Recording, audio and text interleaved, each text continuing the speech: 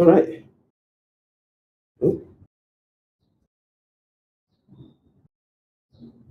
perfect. All right, we'll What's begin cards? the presentation slides. So you should find the link in the main chat.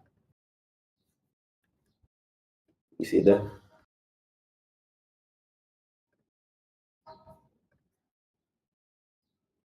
Let me just add one more capture device. One. Test, test, test. Okay, that'll be perfect. All right, let us kick off. So we'll begin with a prayer and then we will start. So let me just begin with a prayer. We'll pray. So, dear Heavenly Father, thank you for this time and this meeting. We want to pray, Lord, as we go into the evidences and as we have questions, that you'll enlighten us and our understanding. May the Holy Spirit be with us here, and for all those that need to make it, allow them a way to make it. In Jesus' name we pray, amen. So, Isaiah 53. So the first 30 to 40 minutes, we're going to be looking at prophecy. Now, why are we looking at prophecy? So the Bible has a claim, and then after that, we'll have the general Q&A. Okay? So the first prophecy we're going to be actually looking at is the prophecy of Jesus. So when we look at Isaiah 53, it's known as the prophecy of the suffering servant. And as you can see on your screens right there, I have something known as the Great Isaiah Scroll. So what is the Great Isaiah Scroll? In the Bible, there are how many books? 66 books, at least for the Protestant, what we call the Protestant Bible. And one of those books is called the Book of Isaiah. It was written by the prophet Isaiah in roughly the 700s, right? He lived around the time of Hezekiah. So you're talking from about 730, 720s up to about early, well, when I say early 600s, I mean the other way. So like he was allegedly killed by Hezekiah's son, Manasseh. All right. So he wrote one of the books of the Bible known as the Book of Isaiah. And when we're dealing with prophecy, the reason why prophecy is such a good evidence for the Bible is that it's predictions about the future. Now, the thing about predictions about the future is you cannot fix the conditions unless you're God, right? Unless you're God, you can't fix the conditions. So why is this key? It's because if you were to, let's say, have a coin flip and ask you, guess if it's going to be heads or tails, what's the percentage chance that you get it right? 50-50, right? But if I say you're to get it right twice in a row, what's the percentage chance you'll get that right? No, huh? About 25%, right? Now, why does that happen? It's because when you take a half chance times a half chance, then becomes a quarter. Why am I writing all this? Because when we're dealing with prophecy, if we were to take 8 prophecies and assume it was even a half chance for 8 prophecies, then you're looking at 1 over 2 to the power of 8. So basically 2 times 2 times 2, 8 times, right? Now, I can't remember what 2 to the power of 8 is off the top of my head. 4, 16, with 5, 32, 6. So it's looking at like 256, 1 in 256 chance, I think, right? However, as we're dealing with prophecy, the chance for each prophecy is not just a half. If I had to say to you, predict the odds that someone's going to win, let's say even a football match, you would not put that as just a half chance necessarily, would you? Although there is 2 outcomes. But if I was to say to you, okay, predict who's going to be the next superpower on the globe, or the next 4th superpower on the globe, notice you now have so many different parameters, you can't really fix it to just, let's say, a half chance. The probability of that one event could be 1 in 1,000. Correct? If I had to predict the life of what will happen in someone's life, what do you think would be a fair odds? Fair odds. What what would be a fair odd for any event? Let's say I'm trying to predict something about your life, Brother David. Would it be, whether it comes to your job or something else, would it be less than 1.5? Or would it be actually easier to predict? What would you reckon if you just had to guess, estimate a probability? Or it would be harder. It would be harder than a half. So is it harder than a coin flip, essentially? The reason I'm bringing this up is because we're going to look at about 8 or 9 prophecies, depending on the interpretation. So if that's the case, that means we would be looking at 1 over 1,000. Even if I assume each prophecy has a 1 in 1,000 chance of being correct, it would be 1 over 1,000 to the power of 8. Now, 1,000 to the power of 8, I'm just going to quickly put this into Google because I can't calculate that off the top of my head. Wow. It's 1 times 10 to the 24. Let me put this into perspective. So the chances of, assuming each prophecy is like 1 in 1,000 chance of getting it right, not that the event happens, of actually predicting it correctly, right, is 1 in 1,000. This will be 1 and 24 zeros. So just to show you what that looks like, 6, 9, you're at 12, right? Well, actually, it's going to be another.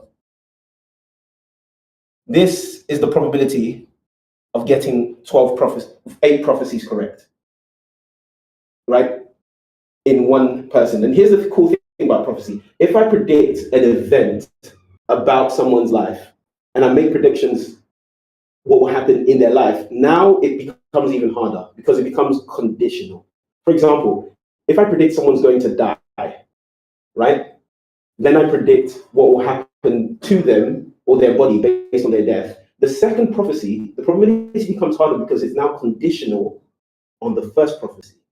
Do you catch that? In other words, some prophecies, if you get the first thing wrong, the second thing can't even happen.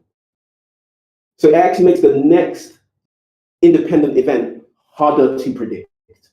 So like me saying this,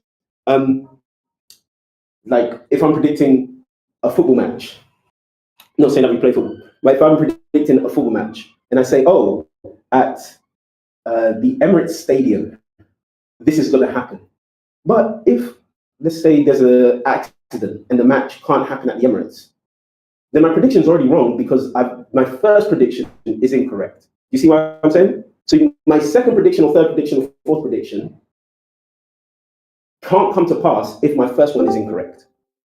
So if we're looking at this, now this number is actually, well, this is a billion, trillion, quadrillion, right? Quintillion, sextillion, septillion. So 1 in a septillion chance of you getting this correct, 8 prophecies. So I want to set the stage because that means the probability becomes basically 0 that you would actually get 8 prophecies correct in a row, conditional upon one another.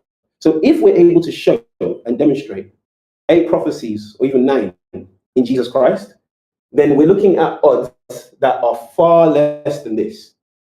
So let's set the stage. So first of all, we need to make sure and isolate that all of these things were said before Jesus existed, right? Because what good is prophecy if I make the claim after you exist? That's history, not prophecy, correct? So if, for example, I say, oh, I predict that David will make it to the breakdown, is that an impressive prophecy? No, because we've already seen the outcome of the event. But if we can prove that I made the prediction before he comes, would that not be predictive? Okay, so as you can see, hopefully you can see on your slide, this is something known as the Great Isaiah Scroll. Now, in the Great Isaiah Scroll, this was found in 1947/48. It's known as one of the Dead Sea Scrolls. So for some people that aren't aware, the Bible actually has manuscripts. When I say manuscripts, it's like old versions of the text that predate Jesus. This is an example of that. The Great Isaiah Scroll, is actually housed in the Museum of Israel. So it's got original Hebrew writing on it. You can see they didn't do chapters. It was just one long scroll that they wrote upon. And it dates to about 150 BC, right? The whole collection of the Dead Sea Scrolls, they date them to about 300 to 100 BC. Why is that crucial? Because it means it's before Jesus comes, because we can confirm that Jesus Christ existed between 4 BC and 31 AD. So that we know from history. right? And we will get into the attestations later on in the presentation. However, what we've now confirmed is that, okay, Isaiah, the book of Isaiah was written before Jesus came.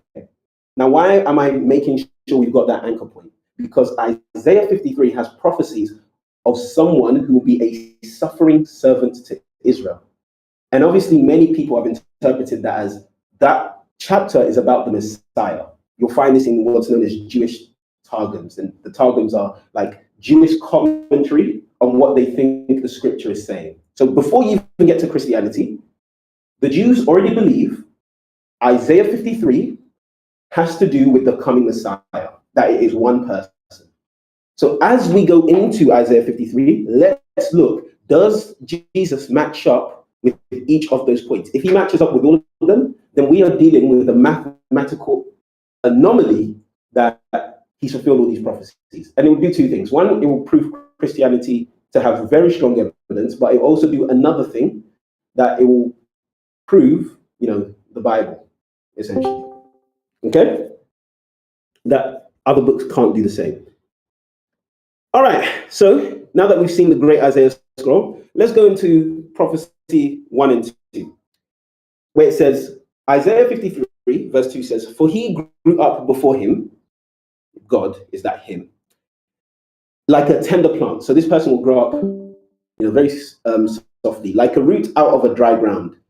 He had no form and he had no majesty that we should look on him, and he had no attractiveness that we should desire him. Okay? So he will not be attracted by Israel. Israel won't be attracted to him. And you'll also have no form or majesty, right? So no riches. So first, we need to confirm, was Jesus not desired? And did he grow up in poverty? Can we actually confirm whether he grew up in poverty? We have any evidence of this, or whether he grew up desired? Now, what we're going to do, we're not actually going to use the Bible to confirm the Bible, right? We're actually going to use extra biblical sources. When I say extra biblical sources, I mean not the Bible. That's it. So we can't say that there's bias. Okay.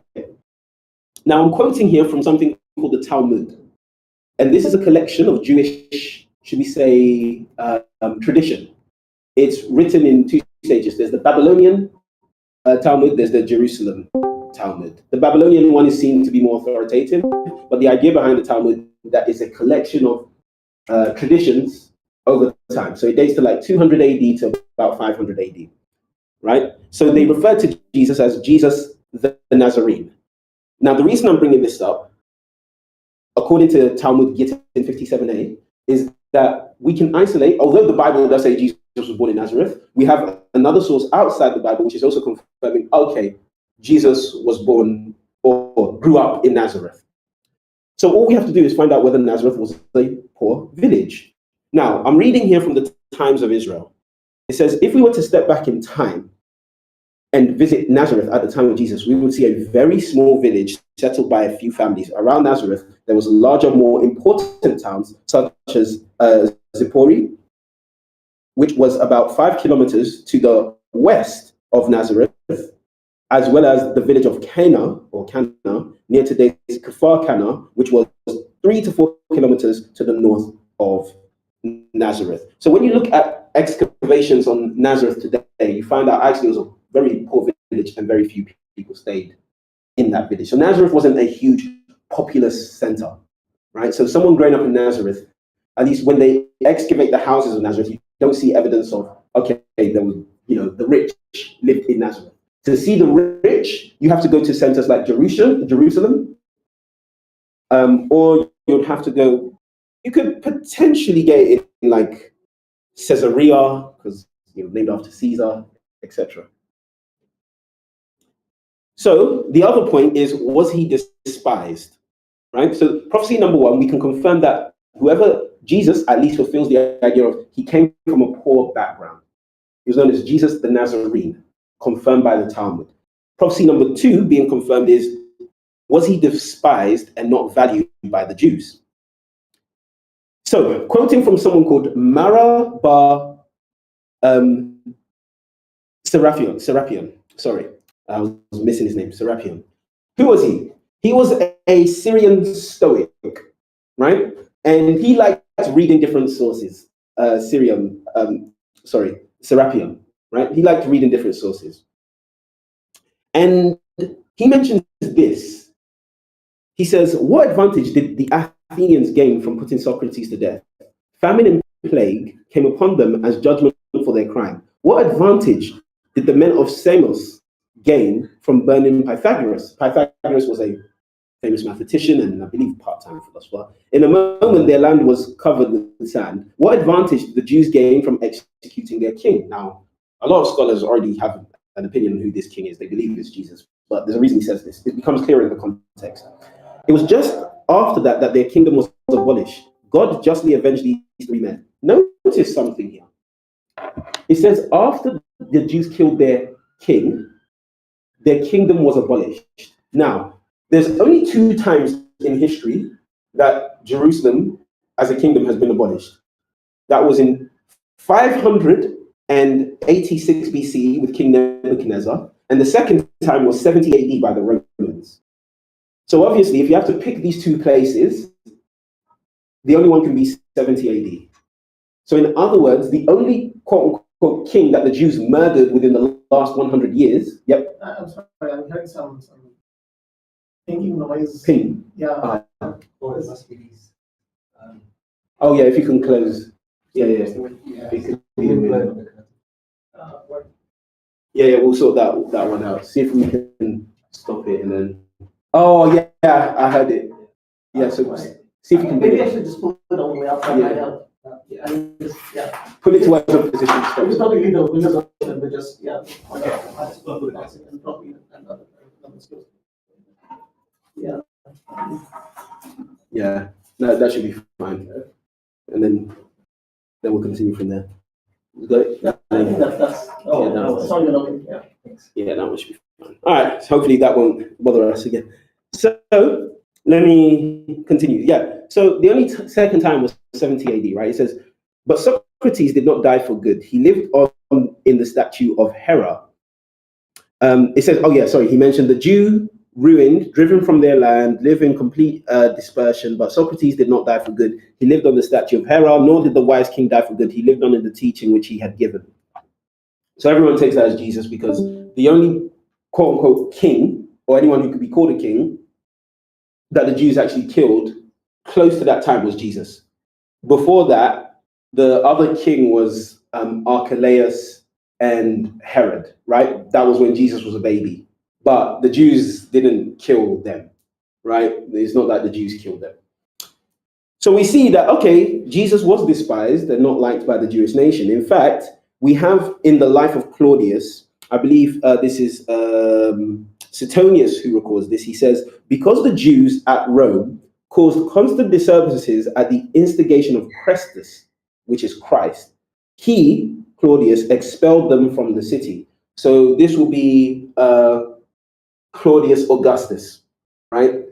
He should be the emperor that comes after Tiberius. Okay? So the idea is that, okay, the Jews really did not like Jesus. In fact, it got so bad that when Jesus' name was mentioned in Rome, the Jews made such an instigation that they expelled the Jews from Rome. And that was known as like the ban of the Jews, I'm going to say the expulsion of the Jews from Rome. So for a time, Jews weren't actually allowed into Rome because they were causing problems because of the fights they were making over Christianity. So 1 and 2, not so bad, right? It says, surely, so prophecy number 3 and 4, surely he has borne our sufferings and carried our sorrows. Okay, so this is someone who cares about what afflicts the nation, Israel. By the way, just for context, when he says our sorrows, clearly he's referring to Israel as a whole, right? And in the Q&A, we'll deal with some common rebuttals that someone may have, but our is Israel. Yet we, meaning the nation of Israel, considered him stricken and struck down by God and afflicted. So they thought that he was cursed by God, even though he was doing what? Seeking their good. So if I'm looking to carry your sorrows, am I looking for your best interest? Would you say that's a fair interpretation? If I'm looking to carry your sorrows, I'm seeking for your good, right? Now, the next source that we have was basically the enlargement of the first source that I was using in the Talmud, Gittin 57a. It says, come and see the difference between the sinners of Israel and the prophets of the nations of the world. So in this tradition, they're drawing a comparison. I'll give the backstory. What they're doing is they're trying to show the danger of, we're going to say, disobeying God, right? They're saying Jesus is one example, and Balaam, for context, Balaam was a prophet who turned evil in the Bible, is another example. They're trying to say they're both bad examples, but even though they had different intentions, they had the same outcome. In this case, I'm focusing on Jesus, but they mention Balaam. It says, the prophets of the world. As Balaam, who was a prophet, wished Israel harm, whereas Jesus the Nazarene was a Jewish sinner, sought their well-being. So when you continue reading in this, it says Jesus is like basically in hell or in judgment. So they counted him accursed. So remember, prophecy 4, they'll count him afflicted of God. In that source, they count Jesus afflicted. They account him a sinner. But not just that, they actually confirmed that Jesus was seeking the well-being of Israel. So this is not in the Bible, but they confirmed that actually Jesus was seeking the good of the people. He was trying to carry their sorrows. Is that not a fair interpretation there? So that would be prophecy 3 and 4. Now, we get really interesting here. Now, in this one, we won't have a direct quote, extra biblical quote proving this. This is why I said 8 or 9, but we'll get on to 6 to 9. But this person is said to be a substitute because of the sins of others. So whoever this person is who's seeking the well-being of Israel, they're counted as stricken. They don't come from riches. At the same time, it's saying that he was bruised for our iniquities and that his life will be an offering for sin. Now, obviously, the only person in history who their life has been counted as an offering for sin is Jesus. I am actually using the tradition of the world and the sample of humanity to actually say that this is a prophecy we can only ascribe to Jesus. Why do I say that? Think about it. Can you think of any other religion or any other tradition where a human is seen as an offering for sin for Israel? Does one exist? No. Or an offering of sin for the world? You can't think of one, right? It's not normal. In fact, for example, in Islam, they don't have that concept of somebody, there's a way you can not that it's happened in the past, basically. They don't have that concept that it's happened in the past. In Judaism, they actually, although it was in their scriptures, they've abandoned the possibility of that idea. In other traditions and cultures, they just don't have this idea of, okay, this person pays for the sins of us all. All right? So in other words, the only person that this is mostly ascribed to is Jesus. So I want to go on to 6. Okay, so this person needs to be killed, right? This person needs to be killed. Because, for example, with a lot of humans, you may predict things about their life, but it doesn't necessarily mean you could predict their death, right? For example, if I ask everyone here, how am I going to die? Do you know? So to make a prediction on how someone's going to die is actually an impressive prediction, considering all the other things you've already mentioned about the person's life. Like, for example, if I say, oh, you're going to get a new job, right? In that job, you're going to work as this, you're going to be hated at that job, and you're going to die this way. For me to get all of those things right, you can see how the probability of getting each one right altogether decreases and decreases and decreases, because it's conditional upon getting the other things correct. So now this person, they need to be killed. In Isaiah 53, verse 7, it says, he was oppressed and he was afflicted, yet did not open his mouth, like a lamb that is led to the slaughter. As a sheep before its shearers is silent, so he did not open his mouth. From detention and judgment he was taken away.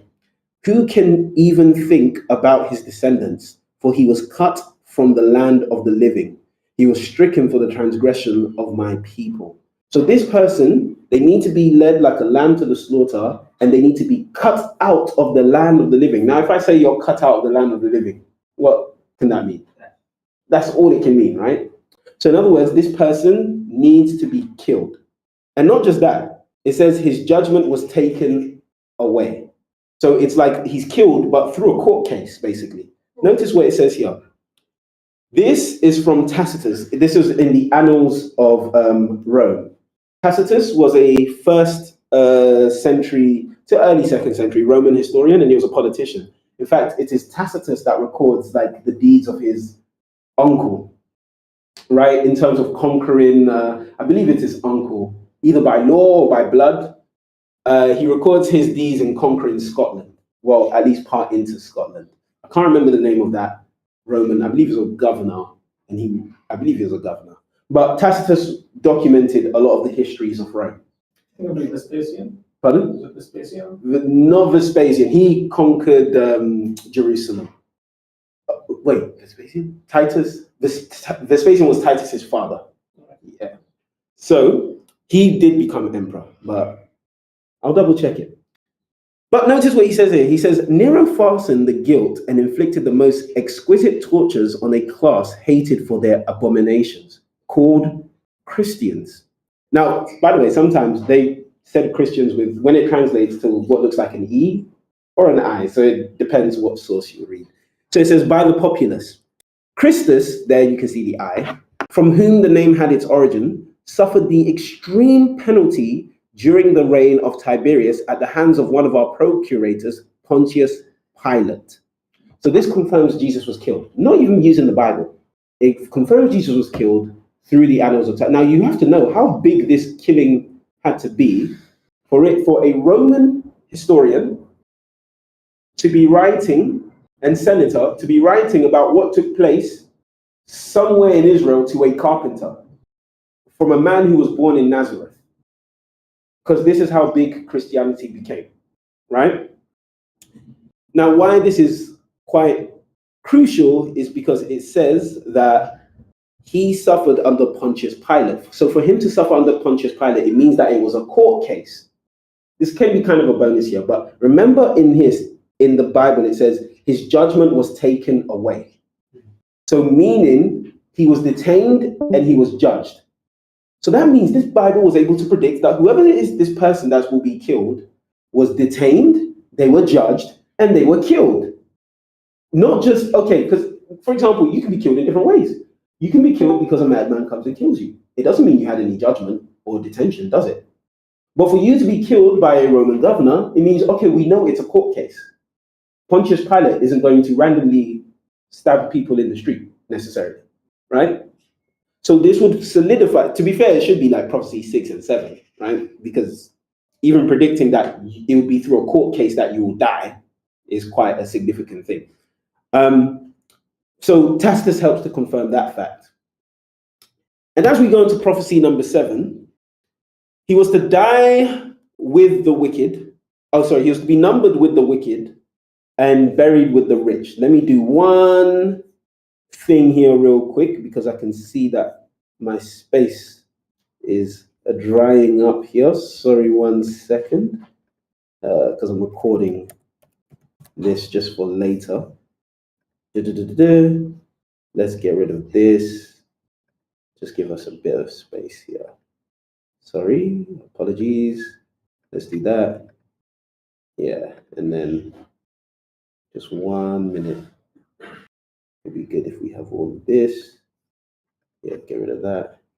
And finally, get rid of that. All right, perfect. That should hold us over for a little bit. Now, let's also get rid of this. Yeah, that should be good for now. All right, so getting back to it. So it says, then they made his grave with the wicked and with the rich people. Also, he had done no violence, nor was there deceit in his mouth, right? So he died in violence. No, he died, but he done no violence. So the reputation that must precede this man is that he's peaceful, generally, and he doesn't speak lies. Now, notice what Flavius Josephus says about Jesus. I'm going to mention a point after this. He says, this is known as, I believe, the Testimonium Flavium. He says, at this time, there was a wise man who was called Jesus. His conduct was good, and he was known to be virtuous. And many people from among the Jews and other nations became his what? Disciples. Pilate condemned him to be crucified and to die. So that's also a secondary confirmation that it was a court case. But those who had become his disciples did not abandon his discipleship. We'll come back to this. They had reported that he had appeared to them 3 days after his crucifixion and that he was alive. Accordingly, he was perhaps the Messiah, concerning whom the prophets recounted wonders. Now, I'm going to mention something here, right? Because there's a controversy around this quote. And the controversy is the fact that this is the Arabic version that I'm giving here. Because there's a version of this which is much more strong, and some people say, we think a Christian monk has added to this quote, right? Because it doesn't say that he was perhaps the Messiah, it says he was the Messiah. Does that make sense? And obviously people read that and they think, well, would a Jew say he was the Messiah and not convert to Christianity? And not only that, I believe it's because we have early church fathers who used, well, early church fathers, we take them as like basically commentators, but they used Josephus's testimony and you don't see that wording, but it did exist, okay? So I'm using the Arabic script or the Arabic version, although I think the link, I need to replace it, just to show you or demonstrate that, yeah, even in the East, where you don't have the Christian influence of, let's say, manuscripts in the West, they still preserve Josephus's testimony in this way. Okay? So what does this confirm? Yeah, him being a virtuous person, it confirms that he was known as a good person. So he was not violent. There wasn't deceit in his mouth. Right? Let me just confirm something here. One second. Okay, I'll come back to it. Yeah, there wasn't deceit in his mouth. So that at least confirms that prophecy. This heading should be known to be virtuous prophecy, right? So he has a good reputation among the people. But then prophecy number 8 says this: therefore will I allot him a portion with the great. So this is Isaiah 53:13. Sorry, I think one is missing. Can you pull up Isaiah 53:13, Sister Melody, real quick? Because I think when it says, I will apportion him, his portion with the great, I believe I've put 3 there, but I think a 1 is missing. Because 53:13, there is no 13. So was I right in saying 3? I was correct in saying 3. He's the part. No. There should be a portion Isaiah 52. Put up Isaiah 52:13. Wait, let me see. Yeah, behold, he shall be exalted and extolled and be very high. One second, let me double check. A portion, let me double check on Bible Gateway real quick with the great. Is the last one in Isaiah 52? 53. Verse 12, sorry, my bad. So it's verse 12, not 13. Okay, so just wanted to make sure. So after all of this, it says, therefore will I allot him a portion with the great. So it shouldn't say 53:3, it should be 12. Sorry, my bad. And he will divide his spoils with the strong, because he poured out his life unto death. So I want you to notice something here. How is it that he's died, yet he's going to divide the spoils? Think about that for a moment. If I predict, Gabriel's going to die, and I say, then David will apportion his spoils, right? Like divide up his spoils with his people. How could that happen if you're dead? You'd need to come back to life, right?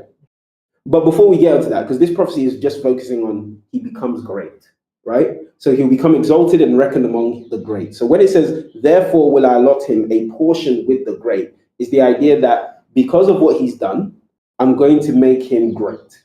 So the question becomes, did Jesus become great? And I think the evidence is very strong today, to the point where the quote here is actually from Time Magazine 2013, and it looks at the 100 most significant figures in history. going from Jesus all the way down the list. So Jesus tops the list, at least in time 2013, but it cannot be denied the influence that Jesus has had throughout history, even though being a poor man from Nazareth, right? At least on the surface. But the Bible predicted that he will have his portion with the greats, right? And obviously you have guys on there, like, for example, Napoleon. Napoleon nearly conquered all of Europe until he overstepped into Russia and then had to flee back to France. But Napoleon became great because he conquered so much land. But the influence of Jesus has extended far beyond Napoleon. For example, as you begin the medieval age, all of Europe is fighting about the nature of Jesus. You have the Arians versus the Trinitarians fighting about, is Jesus God? Is he not God? Etc., etc. So this massive battle came to a head just because of one man, right? You had actually 3 Aryan tribes that were essentially politically exterminated just because of this debate. When you look at the history of Europe through that time, you see, okay, a lot of this is centered around Christianity. And not just that, because even in Islam, it takes a lot of things from where? Christianity, right? In fact, Jesus is mentioned more in the Quran than Muhammad is. If you do a search on his name, I'm sure if you've ever tried that before, right? I believe he's mentioned over like something like 100 times to that effect. There's even a story about how his birth is miraculous. They believe in the virgin birth. They believe that Jesus did a certain miracle where he created a bird out of clay, and then I believe the bird comes to life. Yeah, it comes to life. So in terms of the influence of Jesus, you've seen that in the amount of people that claim to be followers of him, right? More people claim to be followers of Jesus today than Napoleon or William Shakespeare, Abraham Lincoln, or anyone else on that list. Because today, for example, and obviously we're not saying everybody that claims to be a follower of Christ is necessarily a follower in Christ in actuality, but what we're saying is the very fact that they believe they're a follower of Christ shows the influence that Christ has had on their life. Okay? So prophecy number 8, Jesus is definitely reckoned among the greats. And then prophecy number 9 is that he would be accounted a sinner, even though he did good. Now, this is the amazing thing about prophecy, because if you just read Isaiah 53, you can think, how can he be accounted amongst the transgressors, a sinner, at the same time he's good? Like he's seeking the good of people, but there's this contradiction. It's like, so he's counted as a bad guy, but he's seeking good. He doesn't do anything bad, but they kill him. What is this Now, obviously, when you look at the life of Jesus, this all makes sense because you can see how the events transpire in order. But if you're just reading the prophecy before it becomes fulfilled, it can be a bit confusing. Like, how is it he becomes great, but then he's killed? He's good, but people hate him, etc. And you have to kind of see the life of the person to understand how all these things can make sense together in one man's life. So the last prophecy we're looking at here is he would be accounted as a sinner. And 53 verse 12 says he was numbered with the transgressors. Now in the Bible, the word numbered means like you're accounted. So when I say, oh, you're numbered with the, I'm going to say athletes, it means you're counted among the athletes. That's the closest language we'll probably have today. He's counted like an athlete. Or if I say you're numbered with the delinquents, that means you're seen as you're part of the group of the delinquents. Does that make sense? Okay, so for him to be numbered among the transgressors, it means that Israel have to count him as a what? A sinner or a transgressor. Am I right? So the evidence of that, we've already used this source, but remember, what did they call him? It says Jesus the Nazarene was a Jewish what? Sinner, even though he sought their well-being. So we can see that Jesus did carry the title, at least among the Jews, the nation at the time, as, oh, not if you weren't his follower, like he was a sinner. That's where you can kind of see this, what almost looks like a contradiction in this person's life, because it's like, how can they be so good yet counted a sinner, right? It's because of the politics of the day. Jesus was focused on exalting righteousness in the nation, but the Jews wanted to be free from the Romans ever since the time of Pompey. They did not like the fact that there was a Roman emperor called Pompey, and he came and he basically took over Judea. He annexed Judea, and he stepped into the temple, and I believe even the holiest place, if I recall correctly. And to the Jews, this was seen as like the highest level of blasphemy because only the high priest can go into the holiest place. So because the Jews were so upset at this, they had hated the Romans ever since. So the Jews were looking for Messiah to come and give them release from the Romans. But what actually happened? When Jesus came, he focused on, I'm just focusing on healing the sick, preaching the gospel, etc. And influence was going to Jesus, but the Jews did not like that because they wanted the people focused on, we need to be an independent nation, we need to have the authority, but the people started listening to Jesus, so they saw him as a rival and therefore they killed him. Obviously, when you've read the Bible, you can see, it makes so much sense why Jesus, he can be good, yet he's accounted as a bad person by the Jews, right? But until we see the life of Christ and the evidences for the life of Christ, outside and in the Bible, sometimes the prophecy doesn't even make sense yet because it can look like, doesn't this look like a contradiction? How can these two things be true? And in fact, Jesus said that himself in John 14:29, where he said, and behold, I've told you before it come to pass, that when it come to pass, you might believe. In other words, there are some prophecies, only after it happens, are you going to truly understand it. Like Jesus gave a prophecy of the destruction of the temple. He said that there won't be one stone left upon another. His disciples didn't understand it at the time because they looked at the temple and they thought, how can this massive structure be destroyed? And why would it be destroyed? Because the Romans actually helped in renovating the temple. So the Romans didn't have a vested interest in destroying the temple per se, right? If you remember in 20 BC, it was Herod the Herod that reigned and gave the commandments to kill the babies. It was him that ordered the expansion and the renovation of the temple. And so Josephus records that. And so you would think, why would the Romans, helping to build this massive and lovely temple, destroy it?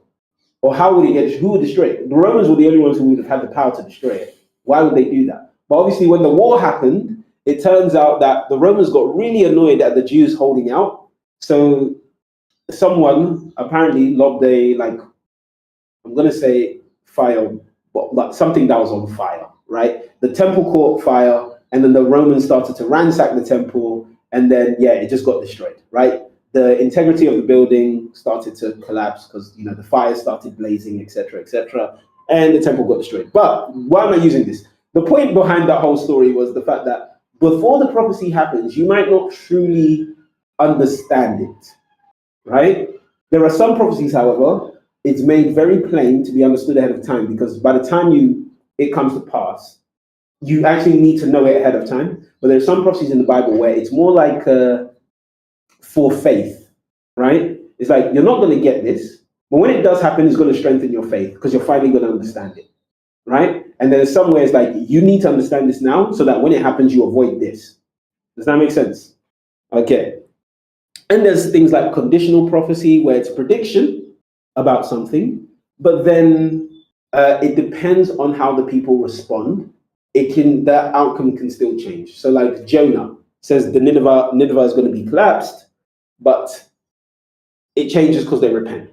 Does that make sense? Cool. All right. So before I jump into the Q&A, I wanted to come back to prophecy number 5, because remember I said that this person is seen to be a substitute because he pours out his life for death, right? There's a kind of bonus prophecy throughout this, because when you read the order of the prophecies, it seems like this person dies, but they will still live on, right? And the reason why that's crucial is because notice what Josephus says here. He says, his disciples, reported that he had appeared to them 3 days after his crucifixion and that he was alive. Accordingly, he was perhaps the Messiah.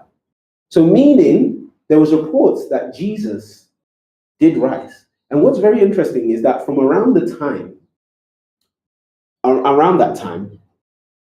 you notice that to defeat the resurrection, nobody makes the argument that this is where Jesus' body is at. Imagine, and the thing is, let's come at this from a skeptical perspective. Your natural response will be, oh, because nobody really cared, right? Like it was just seen as a silly superstition. It's like, who's going to waste their time?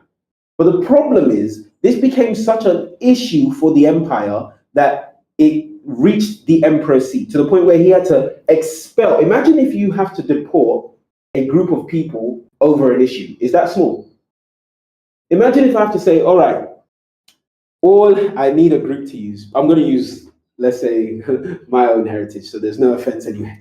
Imagine if the prime minister says all Ghanaians must leave London because of the ruckus they're causing.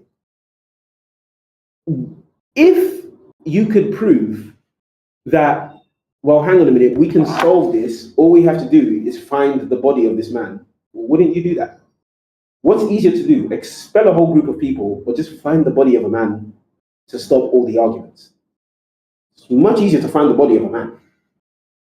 Especially now, from the biblical view, that tomb was even guarded, right? So theoretically, the Roman soldiers should have knowledge of, well, what happened to the body, right?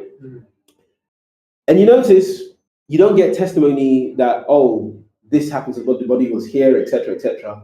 A lot of the fighting is just, well, the Christians are deceived. But nobody brings forth the argument that his body was in this location. We've got it right here. Or we found it here, or it's here, or it's here.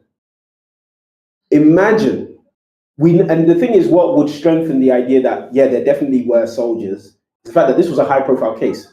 Pontius Pilate was the governor of Judea, right? And he was dealing with this case. So it's not like this was a low-profile case. If it was a low-profile case, okay, you can make the argument that it's unlikely there were guards at the tomb or it was a protected tomb. But if it's a case where the governor of I'm going to say the province, is dealing with it, it's kind of like this. Imagine in the news, we see a decision that all of London is aware of, right? All of London is aware of. Do you think there will be no security around what happens to that person who's prosecuted? Do you think they will just leave him somewhere where his body could be stolen or he could get away? No, right? They're not going to do that. Let me give you an example. When this guy, Osama bin Laden, was killed, right? What did the US soldiers do, according to the reports?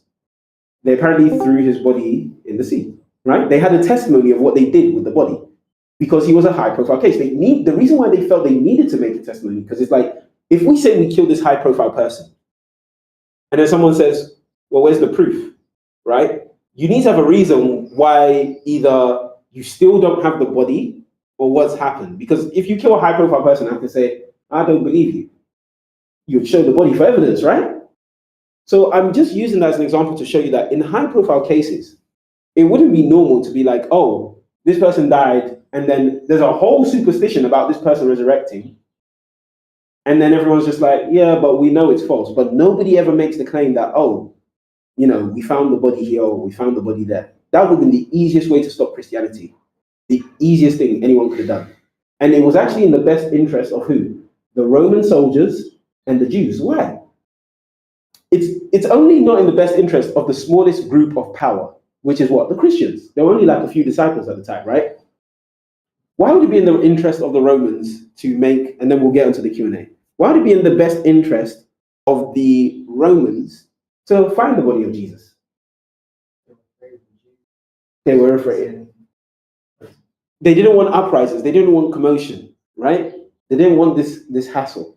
So for them, in fact, Tacitus, I only put part of the quote there, but Tacitus actually says that in Rome, that's where all the superstitions become popular, because the superstition attached to Christ was obviously his death, burial, and resurrection. So it's in the interest of the Romans. Why? Because we don't want this religion continuing. It's starting to become a problem where we're having to expel people.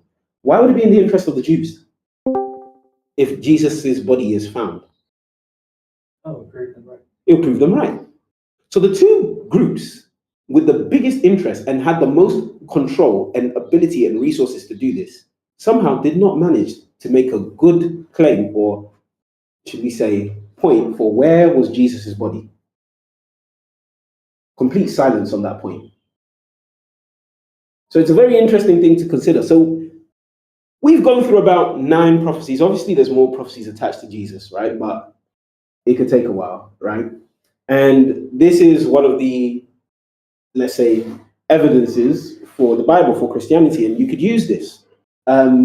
If you're in an apologetic session, when I say apologetic session, apologetic mode, let's say you're trying to give someone some evidence behind the life of Christ, etc. You don't just have to use the extra biblical testimony of, to find out what was going on in the first century, combined with the Bible, but you can also use the fact that, well, some of these things are actually predicted ahead of time. So the very fact that it happens in one man, that would be a low probability. Mathematically, we have to consider this strongly, because we cannot demonstrate such a thing happening with another text, if you will, right? So you can use it in that sort of giving evidence for the faith. Now, to be fair, this is how would I put it? There are stronger evidences, right? There are stronger prophecies that we have, right? Especially from the book of Daniel. And obviously that's the kind of prophecies we're going to be looking at. But this is very easy to understand as well. So I hope this was clear. And if anyone has any questions, we'll now move on to the Q&A session of the breakdown. So on the Q&A session, if anyone has, and in the Q&A session, this is how it operates.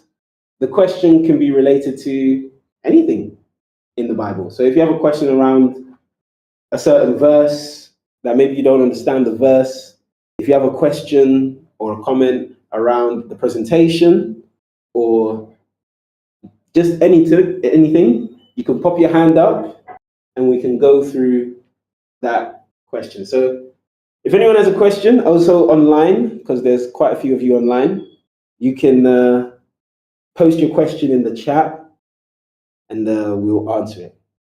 So this is I'm going to say a free-for-all session now.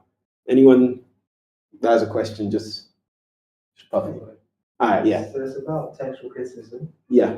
So a lot of Muslims, because obviously the Quran teaches that Jesus wasn't crucified, and some would argue that because, say, the source is like Tacitus Annals, the earliest manuscript we have is about 10th century AD. They will say, oh, well, how do we know this is the same?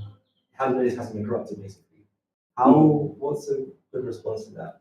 Okay, so just for you that you heard online. So the question is, a Muslim may claim that the earliest manuscripts we have is from about 1000 AD or around that time, right? So what are we getting at here? Let's explain what we're getting at here. Essentially, when you write a document in the ancient world, you have to copy that manuscript. They didn't have internet. So things didn't get saved in a hard drive or the USB stick. So in other words, after that copy gets destroyed, it means your earliest copy could be 100 years out. So let's say you have copy 1, that was 50 years out from the original. And then obviously that wears out because it's maybe on papyrus or some other material or parchment or what have you. So your earliest copy is now 100 years out. And that may wear out over time. So your earliest copy becomes 200. And as you see this process continuing on, you may get to about 1,000 years later, and that's your earliest raw manuscript. Does that make sense?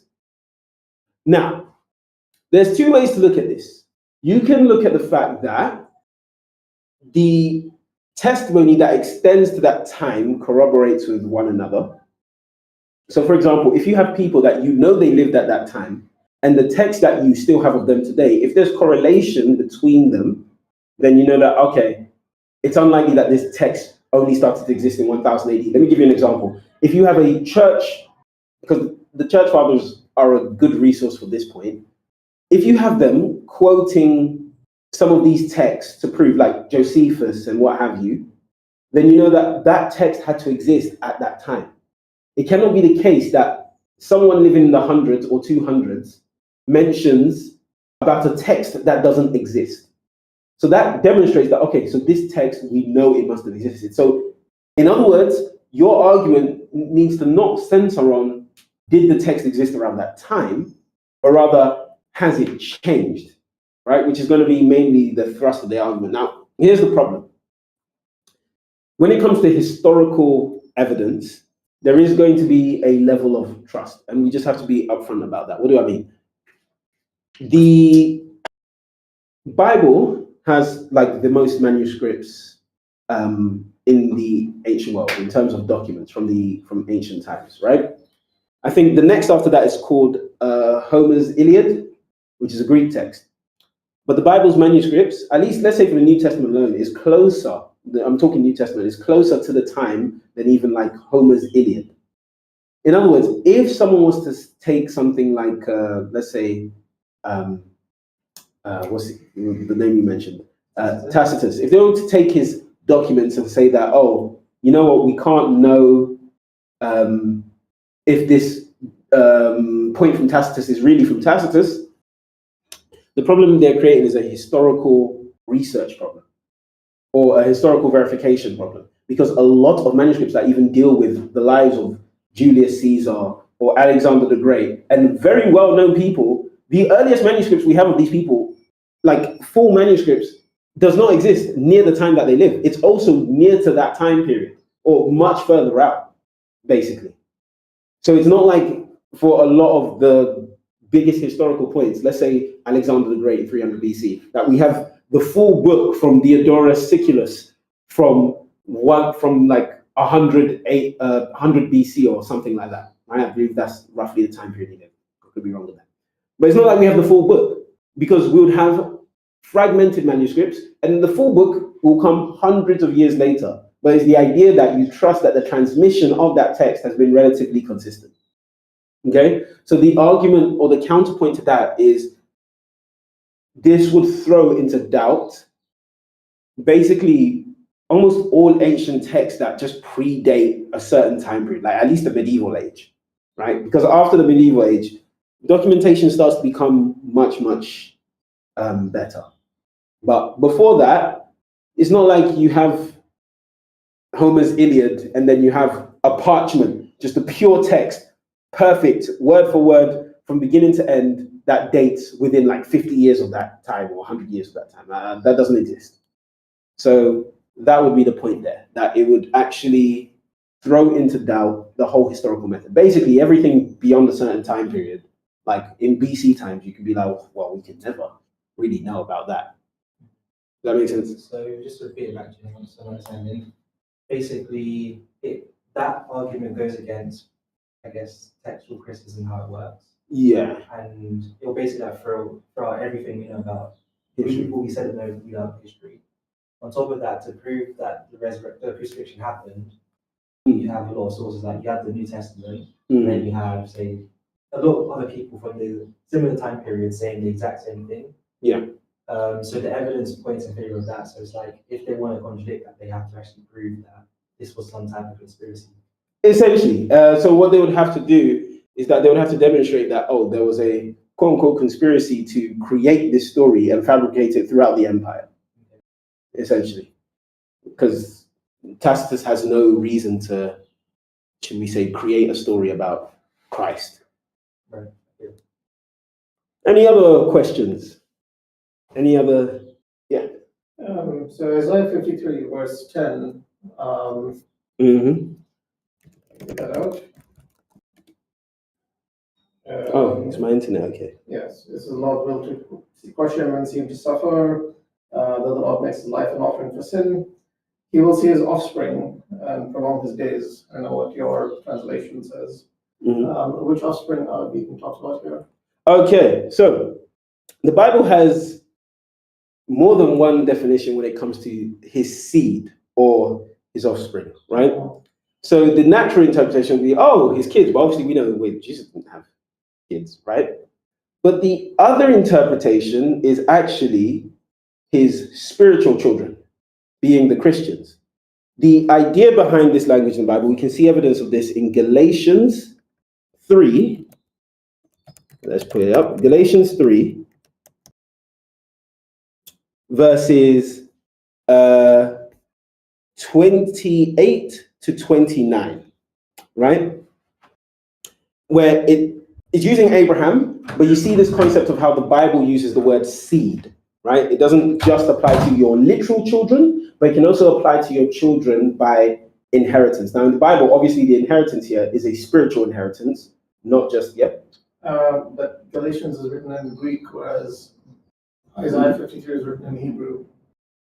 That's fine. That wouldn't necessarily negate the point. So, for example, if I'm English and I write something in English, I can have a way of speaking where I write something in French. It doesn't necessarily change the meaning if in my culture that's how I speak. So if I, for example, I'm trying to think of an example off the top of my head.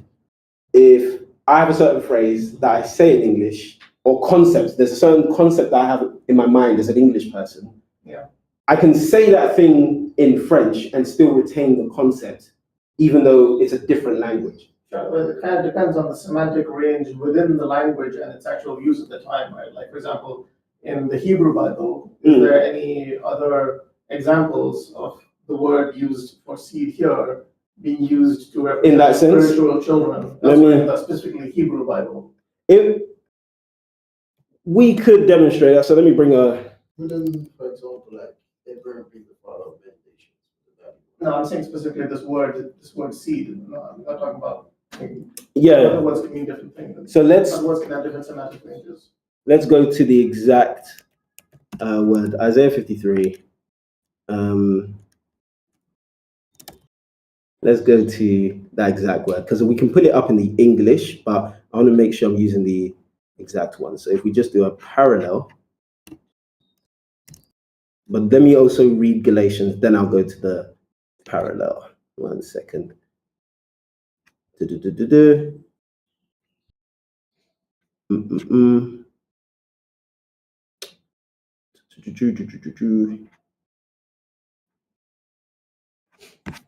And then I will go to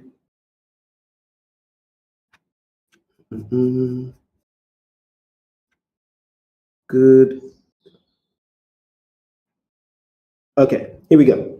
So if you go to the Hebrew word for seed, is actually zerah, Yes. right?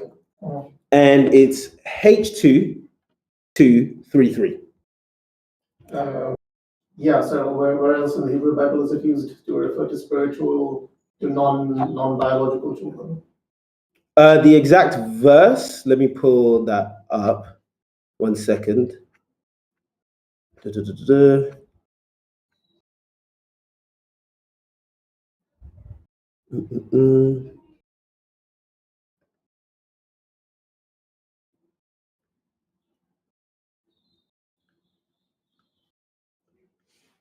put it up.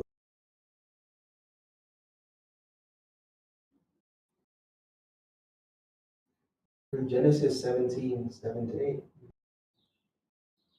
It could potentially work. I want something really obvious. There's some here where it's like, yeah, if you're a Christian, you get it, but I want an example where it's Because when I'm reading the lexicon. Here we go. Isaiah 65, verse 23. So in Isaiah 65, verse 23, the same word is used, right? And it says, they shall not labor, when speaking of the new heavens and the new earth, they shall not labor in vain, nor bring forth for trouble. For they are the seed of the blessed of the Lord, and their offspring with them. So obviously the Lord doesn't have literal seed in the Bible, right? Sorry, Isaiah 65. 5, verse 23. Right. They are the descendants of the blessed of Yahweh. And so there are people who are blessed, and they are descendants of those people. It's not saying they're descendants like the seed of Yahweh. Mm-hmm. Right? As in yours not taking it as their direct.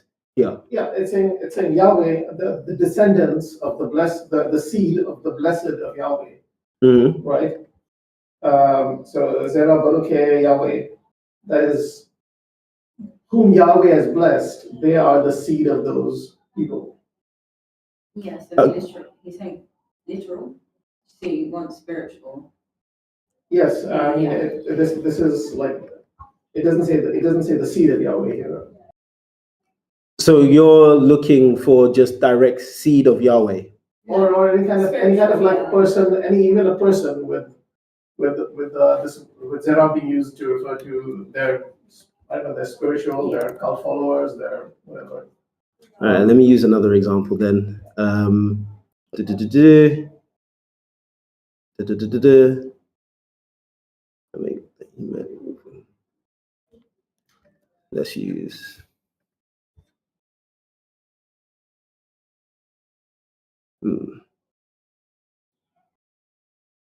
All right, so let's try Malachi 2, right?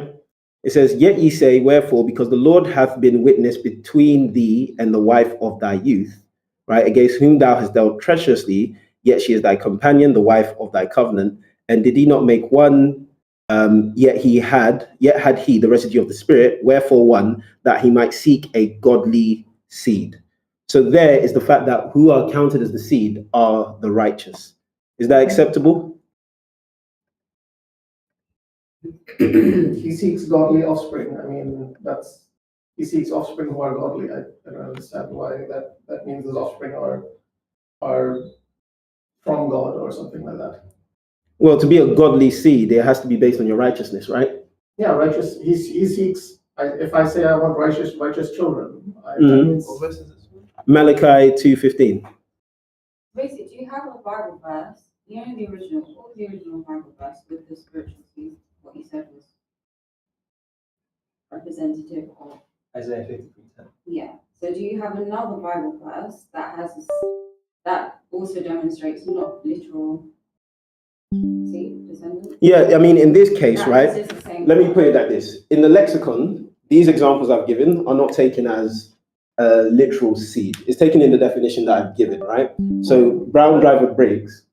well, it seems like here's the only instance. Isaiah 53:10 is the only place in the entire Hebrew Bible where. No, that's the point I'm making. Actually, the scholars behind the verses that I gave you take it as that definition also applies here. So it's like when they're looking at the seed definition in this case, right, on Blue Letter Bible, the fifth definition about moral quality, actually the application in these instances is similar to that. That seed does not refer to just, oh, because you're my direct blood child, but also because of, let's say, your quality or what have you, you're counted as the seed. So that interpretation wouldn't be new even in the Hebrew Bible, that standard. And obviously, a scholar can decipher this, right? They can see the difference in this range, then it would actually be a fair interpretation. It wouldn't be anything new that we're creating. It's just whether, like, if someone feels that, well, I would like it a bit more clear, I would say that could be someone's preference, but it's just the idea that it is an established thing. You see what I'm saying? Right. So if there is something even more, should I say, for example, when it says the seed of evildoers or the seed of someone else, for example, Isaiah 14 verse 20, when it speaks about, like, let's say the seed of evildoers, right? It's not necessary. The understanding has never been that, oh, it's just, let's say, there's an inherent evilness in evil people, children. It's just anyone who acts evil is accounted as a seed of an evildoer. So the reason why I brought up the New Testament or Galatians is because when Jesus says to the Pharisees in John chapter 8, that ye of your father, the devil, right? The reason why this concept isn't completely alien to them is because they already had in their minds that you can be accounted as a child of the evil one, even though you don't biologically come from the evil one. So there's a verse that I just saw in Isaiah 57:4. It says, "Against whom do ye sport yourselves? Against whom make ye a wide mouth and draw out the tongue? Are ye not the children of transgression, a seed of falsehood?" Right. So even there, a seed of falsehood. Can you literally be a seed of falsehood? Not necessarily. Or even, are they all children of transgressors? Well, clearly they all come from Abraham. Is Abraham a transgressor? No. So these concepts of a seed being it can only be the literal, would not be a Hebrew concept. Maybe for us today, we only really. Actually, I think we use seed. If you are a biological child of someone who has, say, committed adultery, I guess you would be considered a offspring of falsehood. You could be in one sense, but actually, not necessarily. It depends how you view it. It depends how you view it. But the falsehood here would be the doctrines that they've ran into, essentially, because they're picking other gods and things like that. In fact, in the Old Testament, it refers to they refer to idols as even vanities, because they're seen as lies. That language is used in Jonah chapter 2. So, well, good question. I would say that in terms of that concept, I could have been a bit clearer. no problem. But I wanted to read Galatians 3 because I thought that it was a good point where he says, "And if you be Christ, then are ye Abraham's seed and heirs according to the promise." Just getting back to that point. So the idea was that you didn't have to be a literal child of Abraham to be a literal seed of Abraham, but it's conditional upon your faith in Christ, and then bam, you're the seed. Yeah, I guess whatever the word is in Greek, I guess that would be used there, right? Yeah, and this is one point I'll say, we do have to allow synonyms, right? So in the sense that if the concept is there, even if I say it in English or I say it in Chinese, just because I've said the thing in English, right? Even if I didn't have an example of me using it in that sense in English, it doesn't mean I can't have that same concept or idea in Chinese, if it's from the same person, if you will. So obviously, if it's the Bible and if it's like, we're going to say the Hebrew culture or the spiritual, I'm going to say the Hebrew culture, the same religion, if they introduce this idea even in the New Testament, I don't think that can be discounted just because of the language, because at the same time, they would write the same thing in, like if they're going to write it in Greek, it has to come out somehow. Or what we could do is we could use the Septuagint. So we could probably look at that word, look it up in the Septuagint and see if it's used in that same way back then.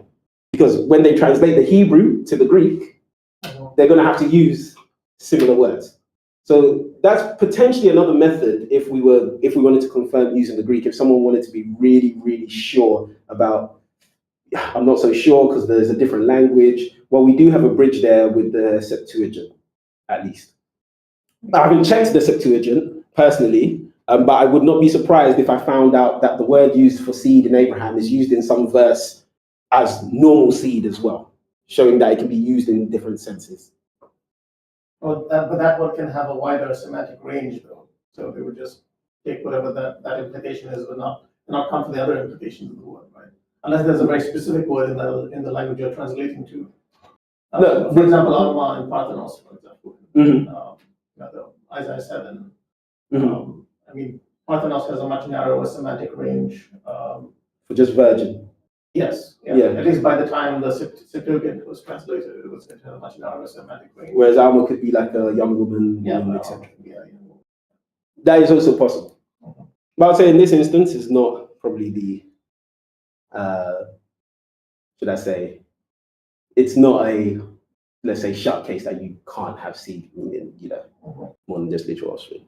Yeah, but I'll add as well that also in Isaiah 53, it says that Jesus, the Messiah, will be brought as a lamb to the slaughter. Obviously using symbolic language. Yeah. It's not saying that the Messiah will literally be a lamb, a literal animal lamb.